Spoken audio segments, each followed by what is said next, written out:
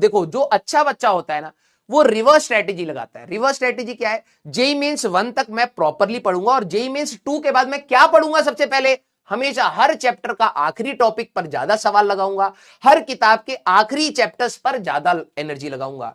JEE means 2 से पहले आपको रिवर्स स्ट्रेटेजी लगानी है। रिवर्स स्ट्रेटेजी में यही होता है, क्योंकि आप सभी लोगों ने करा है, स्टार्टिंग से पढ़ना स्टार्ट करते हैं, मजा आ रहा होता है, फिर सेचुरेट, जो टॉपिक आपके वीक है आपके वीक ही रह जाते हैं। क्योंकि आप क्या करें, अरे हमारे मार्क्स नहीं आए भाई, हम स्टार्टिंग से पढ़ेंगे, फिर से तू यूनिट्स एंड डायमेंशन स्टार्टिंग वाला पढ़। अबे वो पढ़ जो तेरे को नहीं आता है, समझ रहा है? तो जेई मेंस 1 के बाद तू उन टॉपिक्स को अपने आप आइडेंटिफाई कर लेगा, यार ये टॉपिक्स मेरे वीक रह गए, और जनरली वो आखिरी टॉपिक्स ही होते हैं, बिलीव मी। तो जेई मेंस 1 के बाद आप इन पर एनर्जी लगाइएगा। जो बच्चे शायद मेरे से पहले नहीं पढ़े, मैं उनको याद दिला देता हूं। यूनिट्स एंड मेजरमेंट्स का लास्ट पार्ट आपका vernier caliper, screw gauge, errors होता है, वो कठिन आपको लगता है, ठीक है।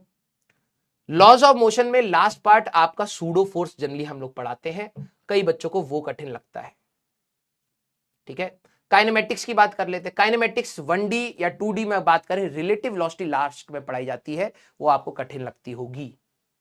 लॉज ऑफ मोशन में सूडो फोर्स कठिन लगता होगा, ठीक है। फ्रिक्शन में लास्ट पार्ट आपका 2 ब्लॉक सिस्टम जो भी हमारा रह रहा है वो आपको कठिन लगता होगा। सर्कुलर मोशन में भी लास्ट पार्ट में अगर आप देखें तो हमारे पास डायनेमिक्स वाला पार्ट आता है, सेंट्रीफ्यूगल फोर्स, जहां पर हम लोग बात करते हैं ब्लॉक ऊपर गया नीचे गया, उसकी चीजें आपको कठिन लगती होंगी। वर्क एनर्जी थ्योरम में अगर हम लोग वर्क एनर्जी वाले पार्ट में बात करें, लास्ट पार्ट आपका पावर वाला पार्ट होता है, जिस पर आपकी प्रैक्टिस कम है, सवाल आपको कठिन लगते होंगे। सेंटर ऑफ मास में लास्ट पार्ट, अगर सेंटर ऑफ मास की बात करें तो यही हमारे पास सीएम फ्रेम आता है, सेंटर ऑफ मास फ्रेम, ये आपको कठिन लगेगा। कोलिजन में लास्ट पार्ट ऑब्लिक कोलिजन का है, कठिन लगेगा। रोटेशन में लास्ट पार्ट रोलिंग मोशन का है, कठिन लगेगा। यहां तक बात आई मैकेनिक्स की, और पूरी मैकेनिक्स में लास्ट पार्ट होता है centre of mass and rotation, कठिन लगेगा पूरे, उसको भी अगर आप देखें कठिन लगेगा। ग्रेविटेशन में लास्ट पार्ट आपकी पोटेंशियल एनर्जी, सैटेलाइट मोशन के बाद केप्लर्स लॉ, ये वाले पार्ट कई बच्चे प्रैक्टिस कम करते हैं। फोर्स ग्रेविटेशन फोर्स निकालना, ग्रेविटेशन फील्ड इंटेंसिटी निकालना आसान होता है, आखिरी वाला पार्ट कठिन लगता है। हमारे पास सॉलिड्स पार्ट में स्ट्रेस स्ट्रेन सबको समझ आ रहा है, ग्राफ बिल्कुल मस्त समझ आ रहा है। एनर्जी डेंसिटीज के ऊपर सवाल आपने नहीं लगाए, कठिन लगेगा। फ्लूइड्स में बात करें, स्टार्टिंग में आपको प्रेशर निकालना, एच रो जी करने में मजा आ रहा होता है, लेकिन बाद में जब आप Bernoulli, venturimeter, surface tension, viscosity की बात करते हैं, कठिन लगता है। थर्मोडायनेमिक्स में स्टार्टिंग में आपको बिल्कुल मजा आता है, बॉयल्स लॉ, चार्ल्स लॉ, ये सब करने में, लेकिन आखिरी में जब आपकी इक्वेशंस बनाई जाती हैं, ठीक है, first law of thermodynamics, second law of thermodynamics, तो आपको कठिन लगनी स्टार्ट हो जाती है। एसएचएम की बात करें तो स्टार्टिंग में आपको थोड़ा सा कठिन लगता है, लेकिन आखिरी तक आते आते डैम्ड ऑसिलेशंस की अगर हम लोग बात करें, या स्प्रिंग ब्लॉक सिस्टम्स की अगर हम लोग बात करें, तो आपको कठिन लगना स्टार्ट हो जाता है। वेव्स की बात करें तो स्टार्टिंग में कोई दिक्कत वाली बात नहीं है, लेकिन आखिरी में आते आते अगर आप बात करें तो हमारे पास प्रेशर वेव बनाना, प्रेशर वेव, हमारे पास वेलोसिटी इन स्ट्रिंग के हमारे पास क्वेश्चंस, वो कठिन लगने स्टार्ट हो जाते हैं।